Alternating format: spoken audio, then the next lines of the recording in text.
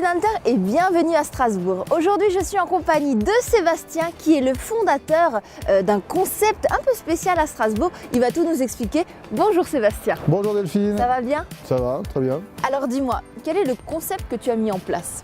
Alors l'idée du Strasbourg Tour, c'est justement de mettre en avant la bière sous toutes ses cultures en fait. Donc ce pourquoi on vient ici sur la terrasse panoramique du barrage Vauban, c'est justement pour voir le panorama qui est exceptionnel et surtout que beaucoup de choses ont commencé à partir de la cathédrale, notamment par le brassage fait par les chanoines aux alentours du Xe siècle.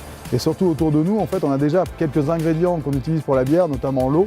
Et en périphérie de Strasbourg, dans les communes environnantes, que vont être Geispolsheim, Lampertheim, à l'époque, on cultivait donc des céréales qui étaient utilisées également pour faire la bière. Donc l'objet du tour, c'est de réhabiliter un petit peu la bière, de rendre la bière ses lettres de noblesse. Exactement. Et surtout de découvrir les cultures bières en fait, qui ont aussi fondé Strasbourg et l'Alsace. Bon, est-ce qu'on n'irait pas faire alors ce petit tour? En avant Delphine. C'est parti.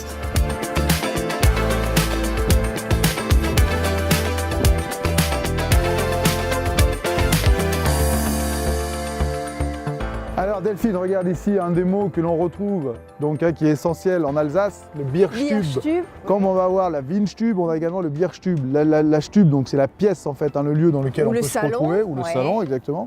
Bier évoque forcément la bière, et donc le Bierstube est l'endroit dans lequel on va venir boire des bières. C'est un lieu de là encore, très actif, on va dire, et très emblématique de la vie alsacienne, quoi, tout simplement.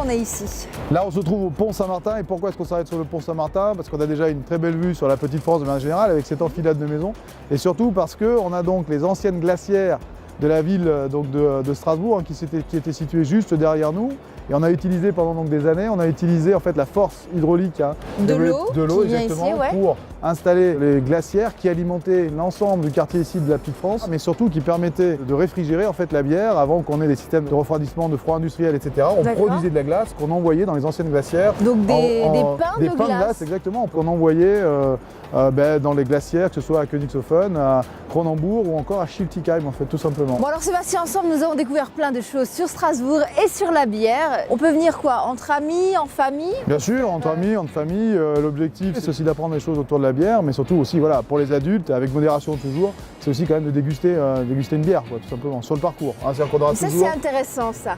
C'est toujours intéressant de déguster une bière. Est-ce que ce serait pas le moment bien choisi? J'ai envie de dire Delphine, ouais, je pense que c'est le moment, on peut y aller. Et comme on dit en Alsace, jetzt geht's los. Jetzt geht's los, venez avec nous.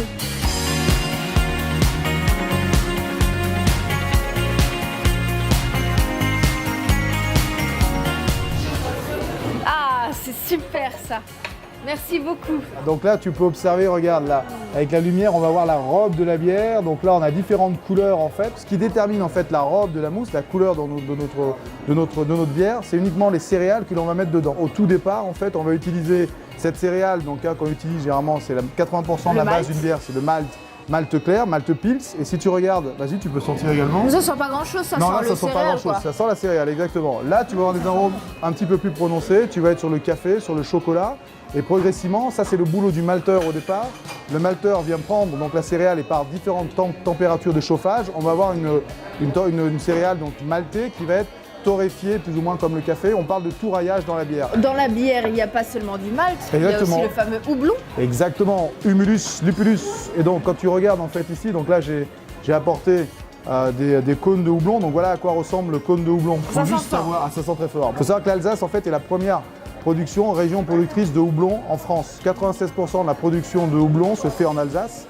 Et donc c'est cette petite plante qu'on développe en Alsace depuis 1802, donc dans la région de Haguenau au départ, qui est un petit peu l'épice de la bière en fait. En tout cas, Sébastien, je voulais vraiment te remercier pour ce beau Merci tour à toi, de Strasbourg que tu nous as fait partager. Et nous on se dit, Morgenspiel et à bientôt. Non mais si je dis des trucs, moi je dis là ou je dis là? Non, on dit plutôt à elle parce que moi je serais surtout inséré sur Stéphane. Sébastien en l'occurrence. Mais tu peux m'appeler Stéphane si ça te fait plaisir. Putain, tu viens de redire Stéphane? T'es sérieux? Non mais vous pouvez m'appeler Stéphane. Moi je vais t'appeler Rémi, il n'y a pas de souci. Il y a encore beaucoup d'autres choses que vous pourrez découvrir dans le Bierstube, Le Strasbourg Tour. le Strasbourg Tour. Allez, on reprend.